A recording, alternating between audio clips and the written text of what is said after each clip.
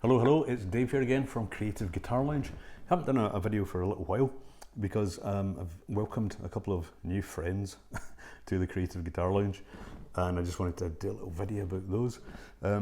They are, first of all, there's this little Blackstar Amp which I've just bought, and I will do a separate video on this, not actually using this just now. I've just been playing around with it, and I've got it set up with my Boss GT100. The kind of 4 cable method, which allows you to separate the send and return effects from the kind of compression and overdrive effects. But I'll do a separate video on that whole side of things and this amazing little amp. Long story short, I bought it because it's a 5-watt valve amp, which you can switch, attenuate down to half a watt and still get the amazing valve kind of feel that you only really get from valve amps. I've got a beautiful Marshall 100-watt valve amp, but it's impractically loud to really use anywhere. So I wanted something that would give me that valve sound, and with a lot of kind of modern features, like for example a USB output and a kind of direct emulated output, and it's kind of switchable. Like I say, I'll do a proper video on it. We're not listening to it at the moment because this video is mainly about my second thing, which is this pedal steel guitar. Something I've kind of toyed with getting for a long time. I just love the sound of it. I'm not a massive country music fan. I like really good country music and I like kind of alt country stuff, but I also like stuff like Pink Floyd and The Doors, where, you know, they've made incredible use of both bottleneck guitar and pedal steel guitars. I've played quite a bit of bottleneck in my time on my various guitars, but I find the problem is mostly you want your guitars to be set up with a fairly low action, and that makes playing with a bottleneck very difficult because the strings are just too close to the fretboard. But with this, I'm not sure if you can see, but we are kind of talking half an inch off the frets. There aren't actually any frets as such, there are fret lines, but they're just really for reference points. Now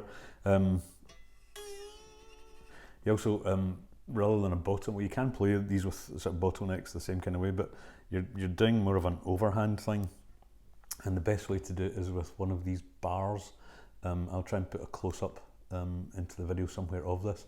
It's an amazing thing. Basically the business end that hits the strings is this kind of rounded steel, and then it's got curves on both sides and one on the top. So the best way I've found of using it is to lay your finger along the top curve, and then your thumb inside one of the side curves, and another finger, second finger, inside the curve on the other side, and that leaves these 2 fingers free to sit on the strings behind, because you want to mute them.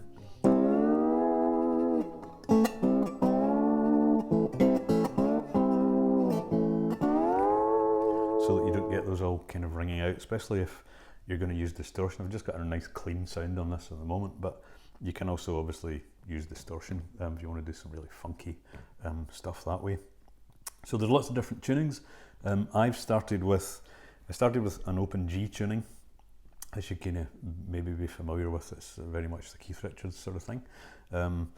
But like him, I've found that even with these things, it made the bottom string, which would be tuned to a D, just far too loose. I can adjust the action, I might go back to that, but in the meantime what I did was keep the same idea, but I took it up a tone. So this is an open A tuning, and you know, I'm just doing some of the kind of obvious things, but you find little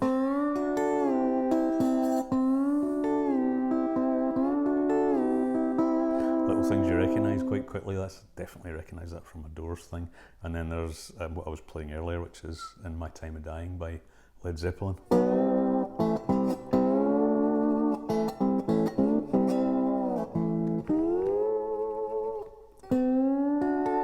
And you can, you know, you just feel, because of these open tunings, you really just have 3 notes. It's quite easy to find little riffs and things that play along. So lots of other different tunings for this. If it's something you want to explore, it just opens up a whole new creative venture. This was, I bought this used from someone on eBay. It's in immaculate condition. He reckons he bought it during lockdown. He bought too many guitars and just wasn't finding any time to play them. So he sold this. It was £100. It came with the bar. It also came with finger picks, which I haven't quite got the hang of as yet. It's a pretty basic, I mean, it's a pretty cheap, basic version of this.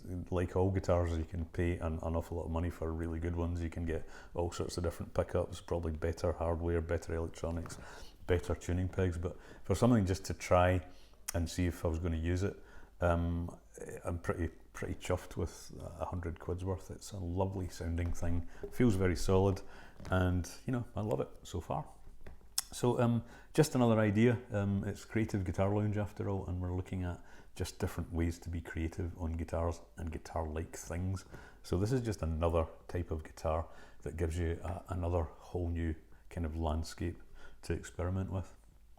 So you know, hope maybe that inspires you to have a look. As I progress with this, I'll probably do some more videos, and as I said earlier, I will definitely do some videos about this fabulous little Blackstar amplifier, starting probably tomorrow or early next week.